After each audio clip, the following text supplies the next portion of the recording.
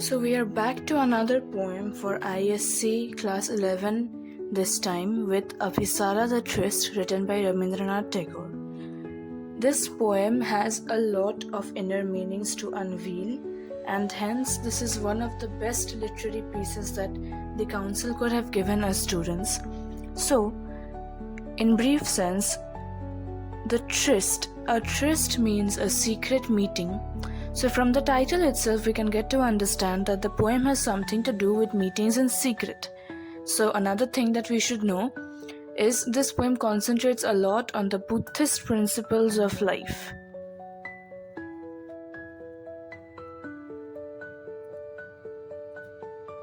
So we have all learned that the Buddhist religion is one of the most peaceful religions that ever is.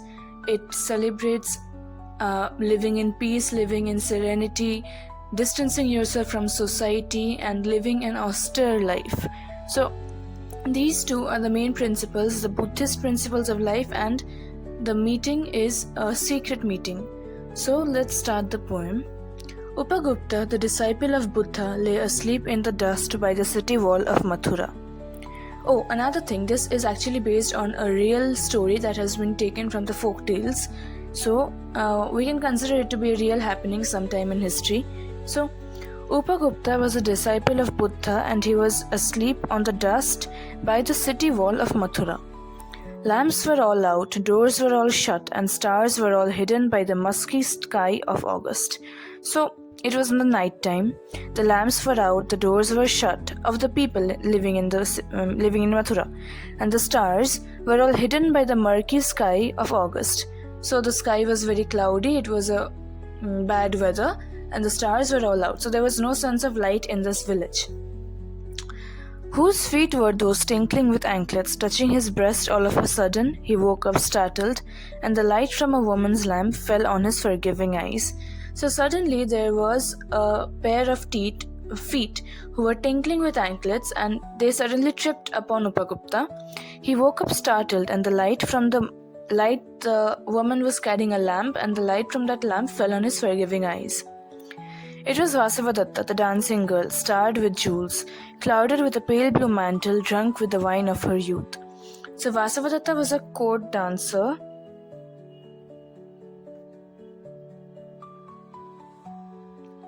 who was starred with jewels.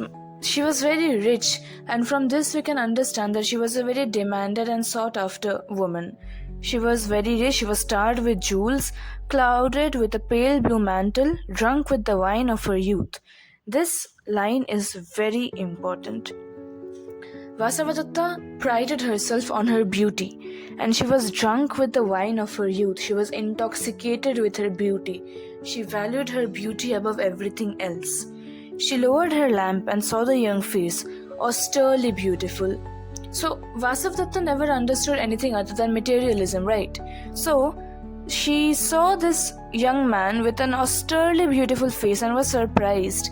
Austerely beautiful means something that requires no effort. Beautiful in a way that requires no effort to be beautiful, without any external inputs into the face. He was austerely beautiful. "Forgive me, young ascetic," said the woman. "Graciously come to my house. The dusty earth is not a fit bed for you." So she begs for his forgiveness and tells him that, "Why are you sleeping on the earth? Graciously come to my house. The dusty earth is not fit for you to sleep." The young ascetic answered, "Woman, go on your way. When the time is ripe, I will come to you." So Upagupta tells her that you go on your way, now is not the right time. When the time comes, I will myself find you. Suddenly the black night showed its teeth in a flash of lightning. The storm growled from the corner of the sky, and the woman trembled in fear. So suddenly the storm started. You remember that the sky was very dark and it was about to rain, so now it's starting to rain. Suddenly the black night showed its teeth in a flash of lightning, personification and a foreshadowing of the dangers that is about to come in Vasavadatta's life. The storm growled from the corner of the sky, and the woman trembled in fear. A year had not yet passed. So this took place in August, and the second part takes place in mid-March to mid-April, that is during the springtime.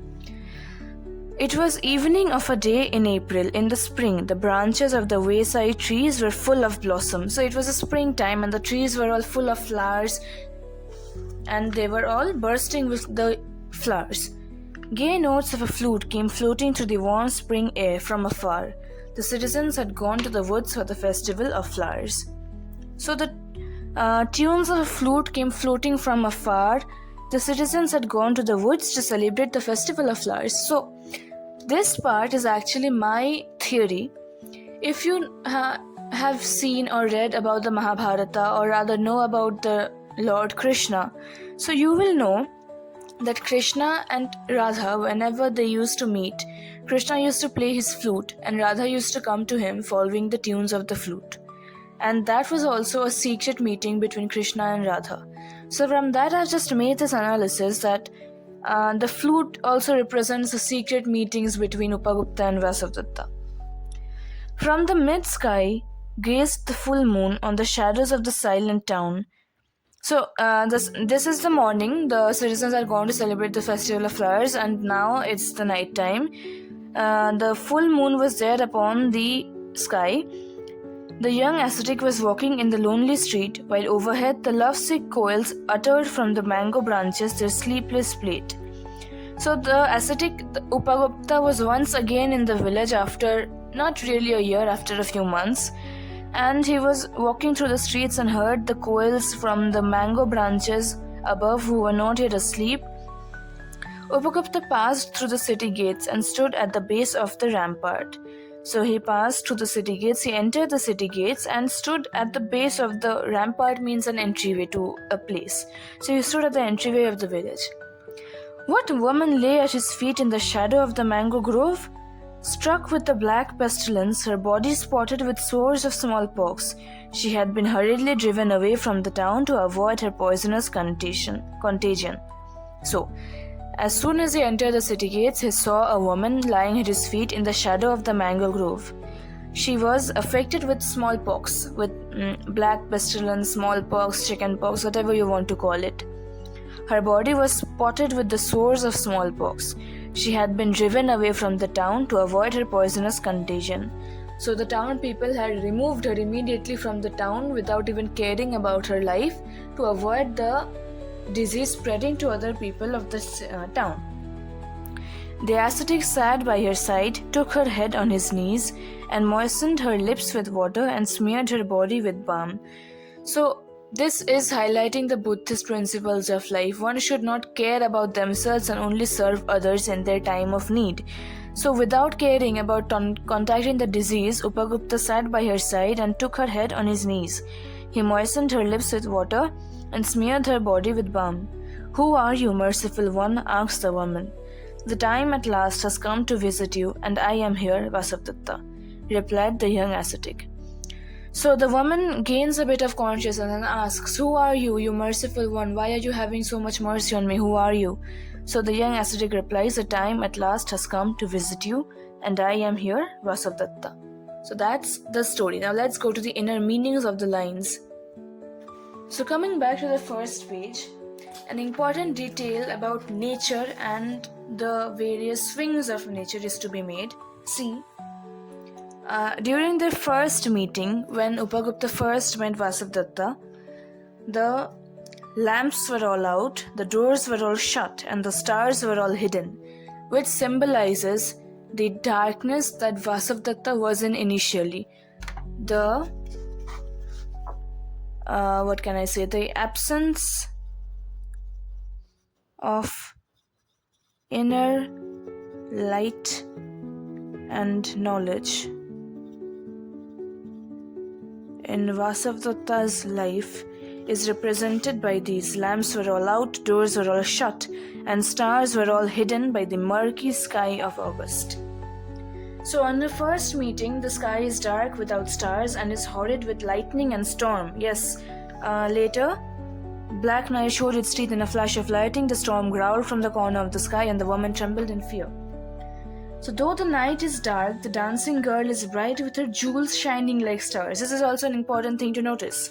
She is starred with the jewels. Though she carries a lamp, she is in inner darkness. She is ignorant. She carries a lamp, and that light falls on the ascetic, but that light is not the light that the ascetic needs. The ascetic does not need such light because he has already seen inner light. He has attained peace. The poet describes him as sleeping in the darkness. Light and darkness are used as quite symbolically and ironically here, as I have explained, that light and dark have been explained with a beautiful explanation by Tagore. Whereas on the second meeting, the sky is bright with the full moon. See. Yes.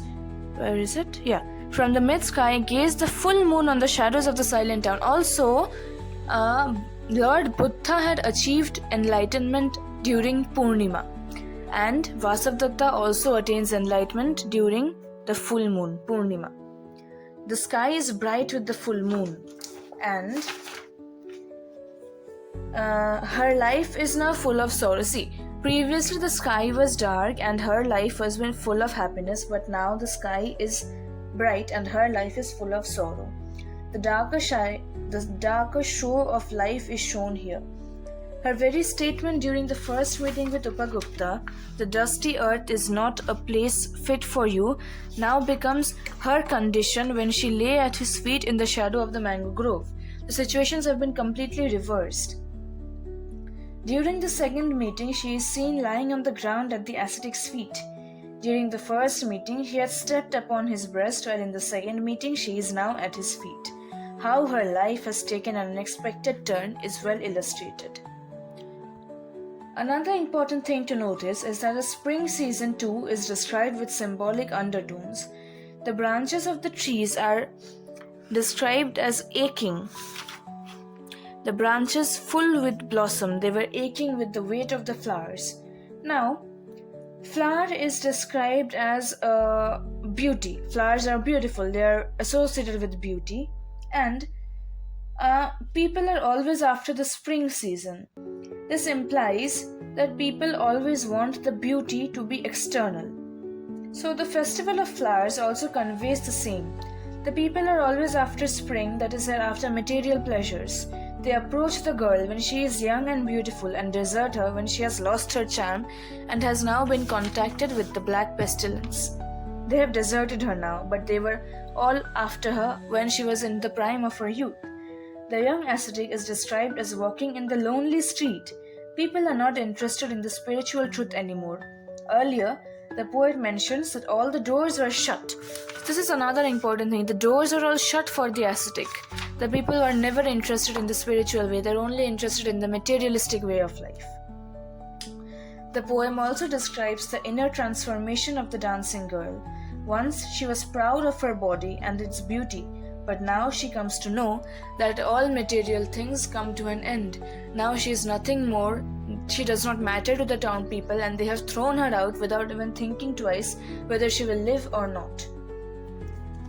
Also, remember, the ascetic had told her, "Woman, go on your way. The time is not right for me to come to you." So, this says that Upagupta knew that someday or the other, everyone needs an insight. Everyone needs to connect with the spiritual world. Everyone needs inner light. So he tells to her that the time is not right. When the time is ripe, I will come to you. So he knows that one day she will need him to come to her and save her. So that is the beauty of the poem. So of course we all know about Rabindranath Tagore. So he has written many things. Katha or Kahini is an important one. Gitanjali, for which he achieved the Nobel Prize. Then Gitamalya, the Wreath of Songs, the Bouquet of Songs. Balaka, the Gardener, Fruit Gathering, and The Fugitive. So Abhisara was of course first written in Bengali and appeared in Katha or Kahini. So it was inspired by Rajendralal Mitra's masterpiece Sanskrit Buddhist Literature of Nepal. So this was the original piece of literature from which Rabindranath has borrowed it. The poems in this collection are from the tales of Buddhist, Sikh, Rajasthani, Marathi or non-Bengali literary collections. Tagore translated this poem into English for a collection of 86 translated poems called Fruit Gathering, brought out by Macmillan. So that's all about this poem. So thank you all for listening to this video. Hope you all liked it and see you soon in the next one. I will be uploading Macbeth soon and stay tuned in. Thank you. Signing off, Echoes of English Literature.